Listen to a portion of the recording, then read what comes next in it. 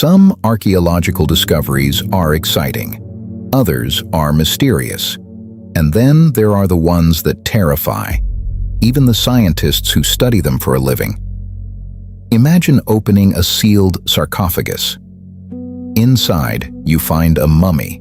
But this mummy is not lying peacefully like every other mummy you have ever seen. This one is frozen mid-scream, its face forever twisted into an expression of terror. And you have no idea why. Imagine a lake high in the Himalayas at 16,000 feet. When the ice melts each summer, skeletons emerge. Hundreds of them. Men, women, children. They died so violently that their bones still bear the marks. And DNA analysis has only deepened the mystery, because some of these people came from the Mediterranean, thousands of miles away. No one knows how they got there. No one knows why they died. Imagine a sealed black granite sarcophagus, the largest ever found in Alexandria, 30 tons. When archaeologists finally opened it, after weeks of international speculation, what poured out was not ancient treasure. It was a red liquid, sewage, and inside, 3 skeletons floating in darkness. The internet went into a frenzy. But what truly terrified the scientists was something else entirely. These are not myths. These are documented archaeological discoveries. Real finds. Verified by science. And each one raises questions that no one can comfortably answer. This is the story of 10 archaeological discoveries that terrified the very scientists who uncovered them.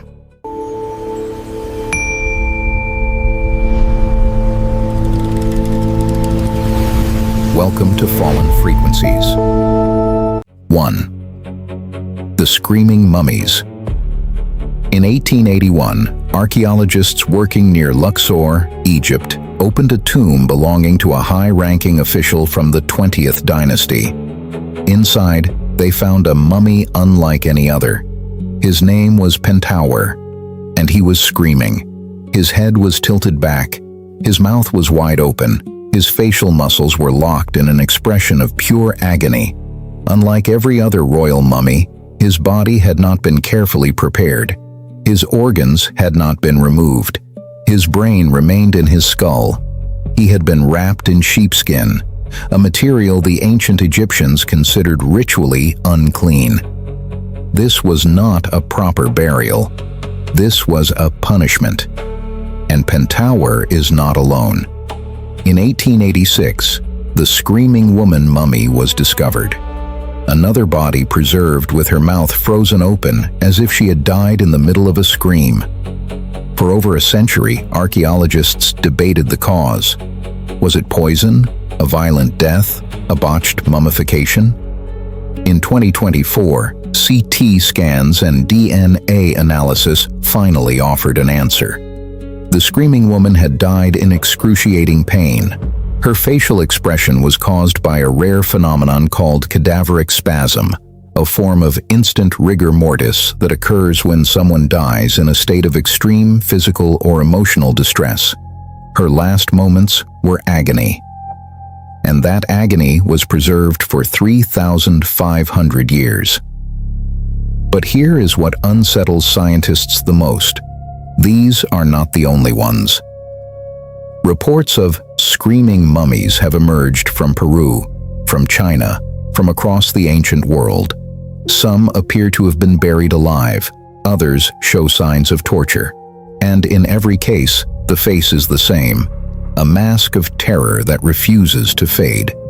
The ground beneath our feet is full of screams we have not yet heard. 2. Roopkund Lake, the Skeleton. Lake. In the Indian Himalayas, at an altitude of 16,000 feet, there is a small glacial lake called Roopkund. It is less than 40 meters across. For most of the year, it is frozen solid. But when the ice melts in the summer months, something emerges that should not exist. Hundreds of human skeletons, scattered around the lake and in its shallow waters. Some still have flesh and hair preserved by the cold, dry air. The bones show evidence of violent death, skulls with deep, round fractures. shoulder and spine injuries consistent with impacts from directly above. These people did not die peacefully. They were killed, all at once, by something falling from the sky. For decades, the leading theory was that a massive hailstorm caught a group of travelers in the open. Hailstones the size of cricket balls, no shelter on the exposed mountainside, hundreds dead in minutes. But in 2019, a groundbreaking DNA study of 38 skeletons revealed something that turned the mystery inside out. These weren't all from the same group. The skeletons belonged to 3 genetically distinct populations, and they died at completely different times, separated by centuries. Some skeletons dated to around 800 AD. These individuals were of South Asian ancestry, but others, just as ancient, had Mediterranean ancestry. Specifically, genetic markers matching modern-day people from Greece and Crete. How did Mediterranean people end up at 16,000 feet in the Himalayas over 1,000 years ago? What were they doing there? No historical record explains their presence. No trade route passed that way, yet their bones lie frozen in the mud at the top of the world. One researcher described Roopkund as a terrifying anthropological enigma. Every answer leads to 3 more questions, and the lake is not done giving up its dead. Each summer, the ice retreats a little further, and something else emerges from the deep. 3. Sacsayhuamán, the impossible walls. On the outskirts of Cusco, Peru, at an altitude of over 12,000 feet, there is a wall. It is built from massive limestone blocks. Some of these blocks weigh nearly 200 tons. That is the weight of a fully loaded Boeing 747, and the precision with which these blocks are fitted together is almost supernatural. The stones are not uniform rectangles. They are irregular polygons, each one a unique shape with multiple angles, curves, and projections. They interlock like a 3-dimensional jigsaw puzzle, without mortar, without any binding material. And the seams between them are so tight that you cannot slide a piece of paper, not even a razor blade, into the gaps. The Inca, who built Sacsayhuamán in the 15th century, did not have iron tools. They did not have the wheel. They did not have draft animals capable of pulling 200 tons over 22 miles of mountainous terrain from the quarry to the site. And yet, here it stands. It has survived earthquakes that leveled Spanish colonial buildings. The conquistadors themselves believed the wall was built by demons, or giants. Modern engineers have studied Sacsayhuamán with laser scanners and computer modeling. They cannot explain how the stone was transported. They cannot explain how the Inca achieved the precision, especially on the inner faces of the blocks, where the joints are even tighter than the visible exterior. The stones are not just piled up, they are engineered. And that engineering surpasses what modern stonemasons can achieve with power tools. But what becomes truly terrifying is this. Sacsayhuamán is not unique. The same technique appears at Ollantaytambo, at Machu Picchu, at sites across the Andes. A civilization with copper tools, no wheels, and no writing system built structures that modern engineers would struggle to replicate. If the Inca built these walls, and they did, then our understanding of what pre-industrial humans could achieve is fundamentally incomplete. If they had help, the mystery is even darker. 4. Baalbek, the stone of the pregnant woman. In the Bekaa Valley of eastern Lebanon lie the ruins of the Roman Temple of Jupiter at Baalbek. The temple itself is a wonder of ancient engineering, but buried beneath it, quite literally in the foundations, is something far more astonishing. A single stone block. It lies in a nearby quarry, partially carved from the bedrock. It is 64 feet long, 19 feet wide, and 18 feet high. It weighs an estimated 1,650 tons. That is not a typo. 1,650 tons, the weight of 3 fully loaded jumbo jets. It is called the Stone of the Pregnant Woman, and it was quarried over 2,000 years ago. But it gets worse. 2 more blocks, even larger, were already in place in the temple foundation. The trilithon. Each block weighs an estimated 800 tons. They were lifted, somehow, 20 feet into the air and set into position with millimeter precision. The Romans had cranes. Their largest cranes could lift about 60 tons, maybe slightly more. The Baalbek blocks are over 13 times heavier than the theoretical maximum of Roman lifting technology. And the biggest block, the one in the quarry, was never even finished. It was abandoned. As if whoever was carving it realized that even if they completed it, they could never move it. To this day, no modern crane on the planet can lift 1,650 tons. The largest mobile crane in existence, built by Liebherr in Germany, tops out at 1,200 tons. The ancient builders were working with blocks that exceed the capacity of 21st century engineering. How? The theories range from lost Roman lifting technology to the possibility that the blocks predate the Romans entirely, placed there by an unknown earlier civilization, and the Romans simply built their temple on top. What we know for certain is this. There are stones at Baalbek that human beings should not have been able to move, and yet they did. The blocks are there. You can walk up and touch them. The mystery is not whether it happened, it did. The mystery is how. 5. The Plain of Jars. In the highlands of Laos, scattered across more than 90 different sites, there are thousands of giant stone jars. Some are as tall as a person, others are smaller. They are carved from solid granite and sandstone, the largest weigh over 10 tons. And no one, not the local people, not archaeologists, not historians, knows who made them, why they were made, or what they were used for. The Plain of Jars. Dated to approximately 2,000 years ago, the jars are clustered in groups, some containing just a handful, others featuring over 400 jars arranged in patterns. Many of the jars have carved stone lids nearby. Some contain traces of human remains, but not all.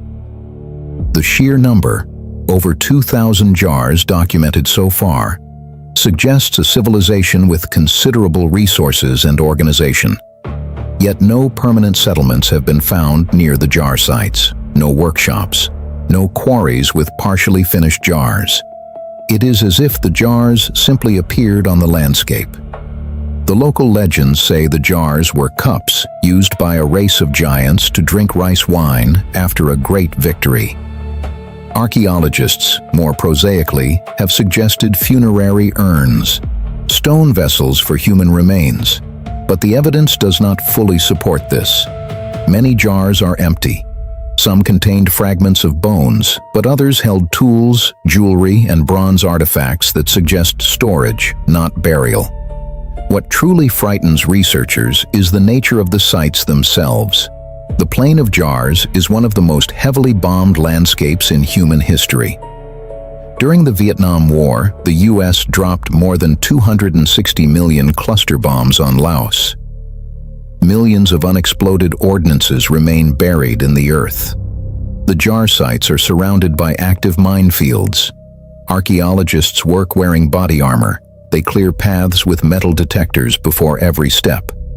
And so the mystery of the Plains of Jars is not just about who made them. It is about the fact that the answers are quite literally buried under a carpet of explosives and may never be recovered.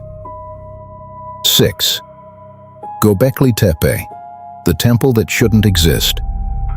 In 1994, a German archaeologist named Klaus Schmidt visited a hill in southeastern Turkey that local farmers had been using as a convenient source of stone. On the surface, Schmidt noticed fragments of worked flint and carved limestone. He thought the site might be medieval, or perhaps Byzantine. He was wrong. Radiocarbon dating revealed that the stone pillars buried in that hill were not 500 years old, not 2,000 years old. They were 12,000 years old. Göbekli Tepe predates Stonehenge by 6,000 years. It predates the invention of pottery. It predates the wheel. It predates agriculture as we know it. When Göbekli Tepe was built, human beings were supposed to be hunter-gatherers, small nomadic bands following herds of wild animals.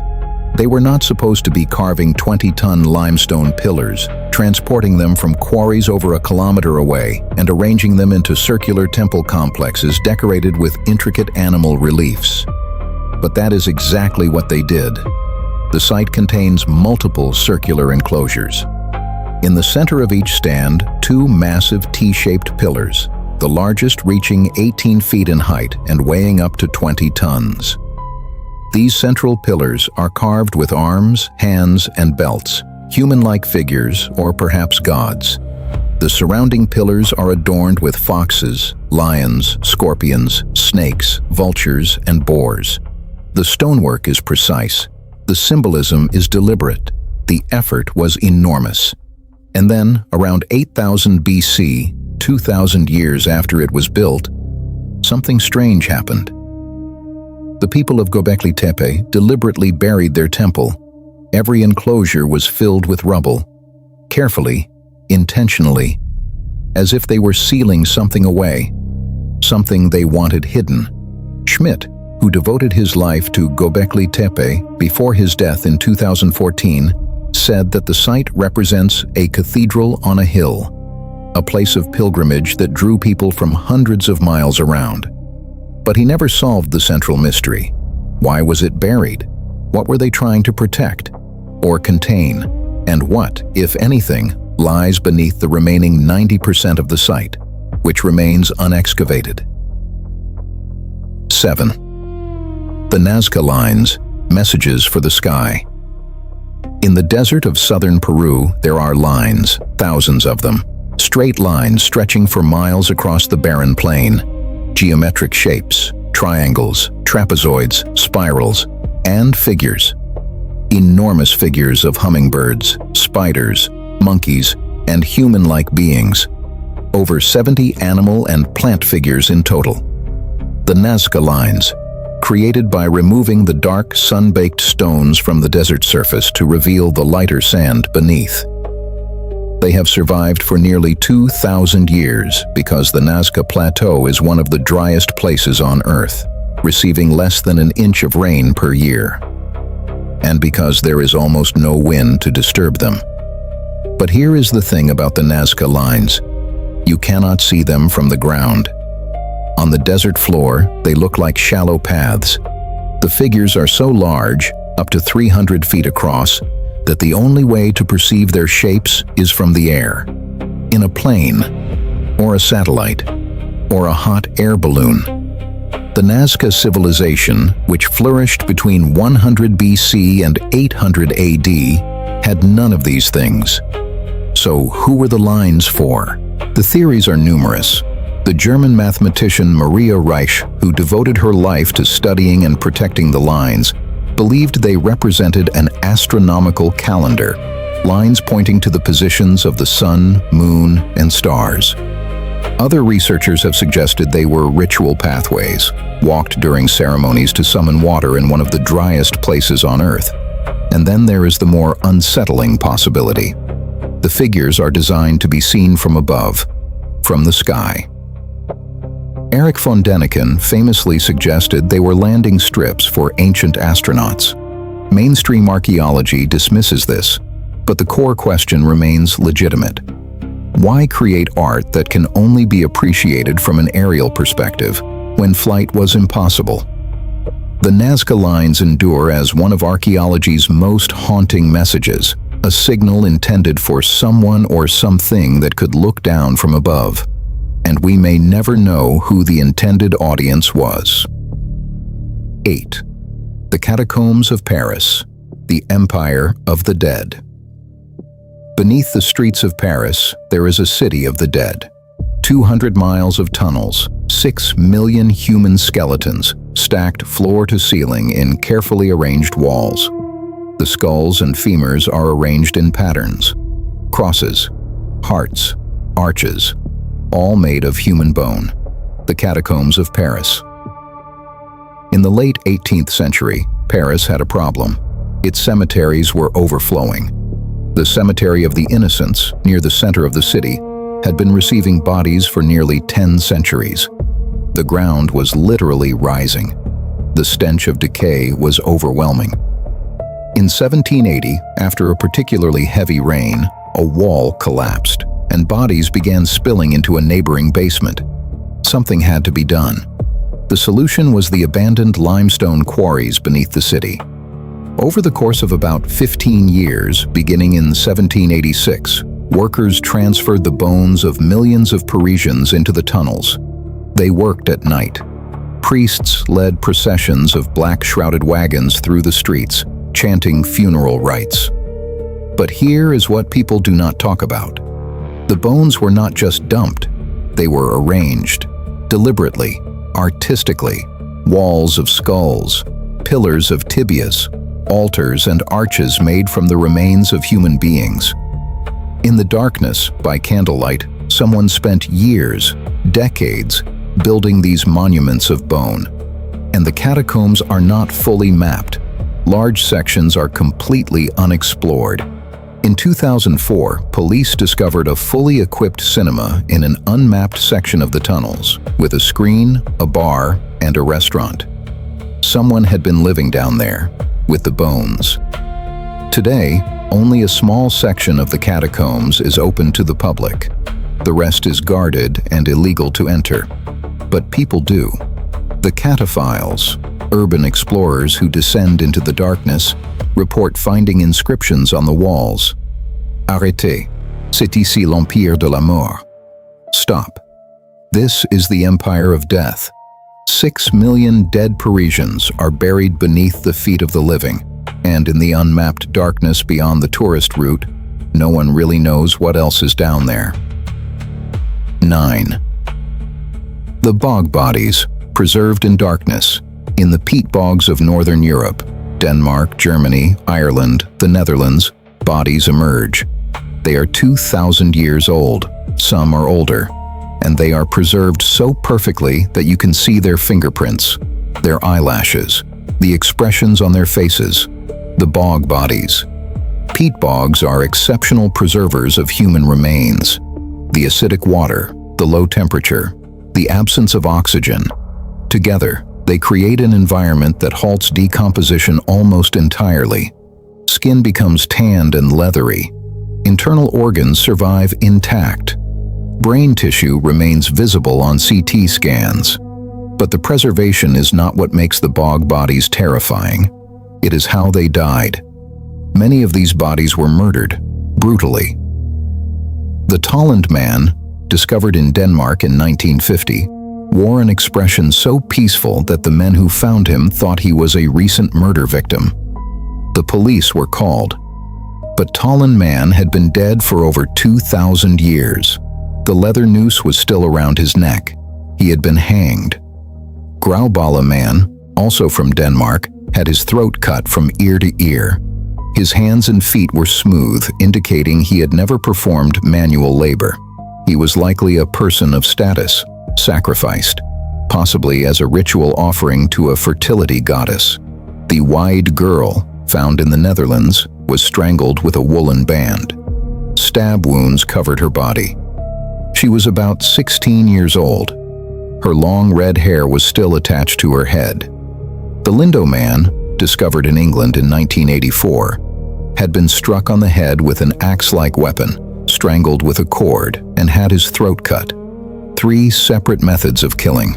Perhaps a ritual, perhaps an execution, perhaps something else. And these are just the ones we have found. Peat bogs across northern Europe remain largely unexplored. For every bog body pulled from the mud, there are likely hundreds more, their faces still pressed into the dark, acidic water, waiting. The bog bodies are not just preserved, they are witnesses to ceremonies, rituals, and violence that have left no other record. Their bodies are the only surviving testimony, and their testimony is horrifying. 10. The Black Sarcophagus of Alexandria. In July 2018, construction workers in Alexandria, Egypt, were digging the foundations for a new building when their tools struck something solid. Dark stone. Massive. As archaeologists cleared the earth, a sarcophagus emerged. It was 6 feet high, 9 feet long, and 5 feet wide. Carved from a single block of black granite. It weighed 30 tons. It was the largest sarcophagus ever found in Alexandria, and it was completely sealed. The discovery went viral. News outlets around the world covered the story. Speculation ran wild. Was this the long-lost tomb of Alexander the Great? Did it contain a curse? What treasure, what horror lay inside that sealed black stone? For weeks, the Egyptian Ministry of Antiquities deliberated. The sarcophagus was over 2,000 years old. The mortar around the lid was intact. No one had opened it since the day it was sealed. The mystery was absolute.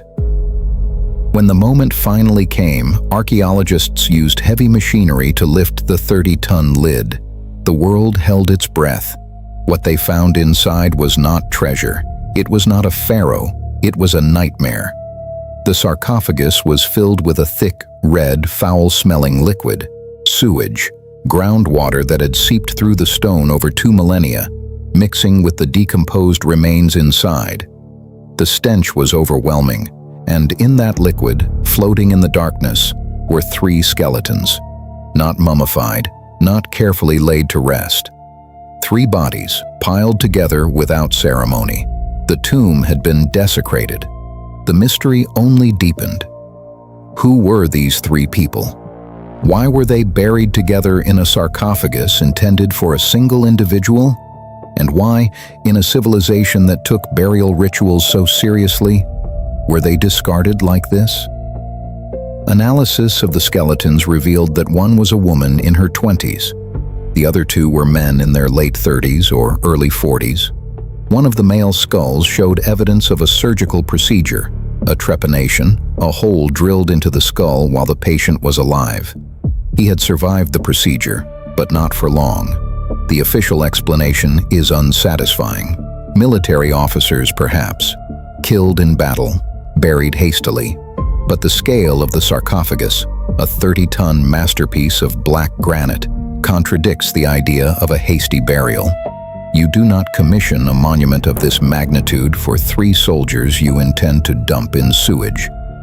The Alexandria sarcophagus remains an open wound in Egyptian archaeology, a mystery that refuses to be resolved, a black stone that holds its secrets beneath the red water. 10 discoveries, each one a wound in our understanding of the past, each one a mystery that the world's best scientists still cannot close. What connects them is not just their strangeness, it is their silence. The Screaming Mummies cannot tell us what they saw.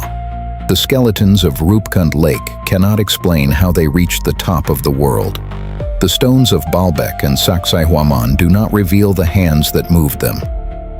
The Bog Bodies are witnesses who cannot speak. The black sarcophagus holds its secrets beneath that red water. Every year, archaeologists uncover new evidence. Every year, new technology, ground-penetrating radar, DNA sequencing, isotopic analysis, allows us to see deeper into the past than ever before. And yet, the more we find, the more we realize how much we have lost. How many civilizations have been swallowed by the earth without leaving a written word? How many technologies were discovered, used, and then forgotten? How many voices are buried in the mud and the sand and the darkness and the ice, waiting to be heard? If these discoveries teach us anything, it is humility. The past is not a solved problem. It is a crime scene, and most of the evidence is still underground. Which discovery unsettled you the most? Drop a number in the comments and subscribe, because the Earth is not done giving up its dead. The original score for this documentary is available on Spotify. Link in the description. Thank you for watching.